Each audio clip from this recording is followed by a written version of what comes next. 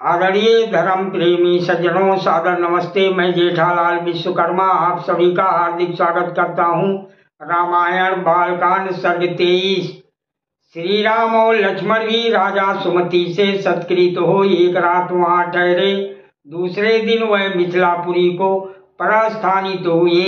मिथिलापुरी के उपवन में एक पुराने निर्जन किंतु रमणीक आश्रम को देखकर श्री राम ने विश्वामित्र जी से पूछा, ये स्थान आश्रम के समान लगता है, परंतु ये मुनियों से रहित है। ये क्या है हे भगवान, मैं जानना चाहता हूँ कि ये आश्रम पहले किसका था। श्री राम जी का ये कथन सुन वाक्य विशारद, बोलने में चतुर, महातेजस्वी महर्षि विश्वामित्र जी बोले, हे राम, पूर्व काल में ये गौतम का आश्रम था। इस आश्रम में उन्होंने बहुत समय तक अहिल्या के साथ तप किया था। हे राम, एक दिन गौतम कहीं दूर निकल गए थे। गौतम को आश्रम में अनुपस्थित देखकर इंद्र गौतम का रूप धारण कर आश्रम में आए और अहिल्या से बोले, हे सुंदरी, मैं तेरे साथ मैथुन करना चाहता हूँ। हे रघुनंदन, मुनि वेश धारण किए हुए इंद्र को पहचान कर भी दुष्टा अहिल्या ने प्रसन्नता पूर्वक देवराज इंद्र के साथ संभोग किया। हे राम, इस प्रकार अहिल्या से समागम करके महर्षि गौतम के डर से शंकित इंद्र उस कुटी से बाहर निकला। जैसे ही इंद्र बाहर निकला, उसने गौतम को कुटी में प्रवेश करते हुए देखा। गौतम को देखते ही देवराज इंद्र भयभीत हो गया और उसका चेहरा पीला पड़ गया। महर्षि गौतम ने इंद्र को अपना रूप धारण किए हुए देखा और उनके मुखमंडल से ये जानकर कि वह असत कर्म करके आ रहे हैं, उन्हें क्रोध में भरकर ये श्राप दे दिया।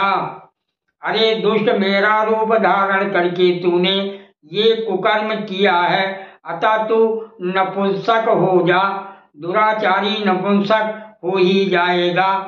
इंद्र को श्राप देकर गौतम ऋषि ने अहिल्या को भी श्राप दिया, तू कठोर तप करती हुई और भूमि के ऊपर शयन करती हुई बहुत वर्षों तक यहाँ निवास कर।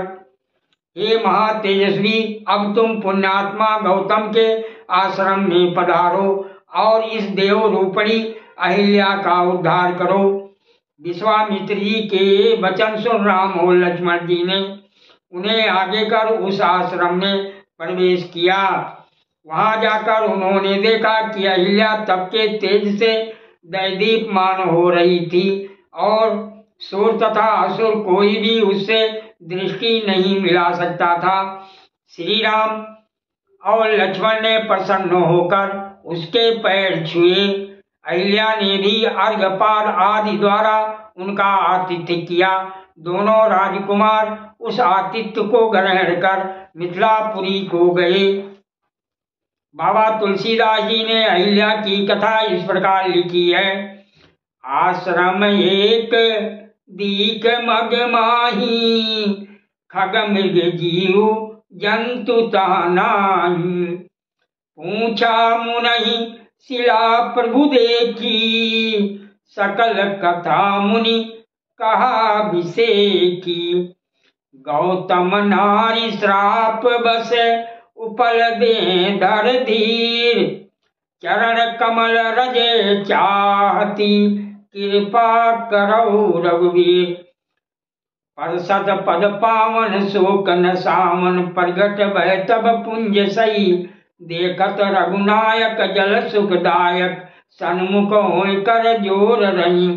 ये कथा आदि कवि महर्षि वाल्मीकि जी से सर्वथा विरुद्ध है, कपोल कल्पित एवं अप्रामाणिक है। महर्षि वाल्मीकि जी ने अहिल्या का शिला होना कहीं नहीं लिखा है। अतः श्री राम का शिला को पैर लगाना और उस शिला का स्त्री बन जाना, ये सारी कथा सृष्टि नियम के विरुद्ध और गप्प है।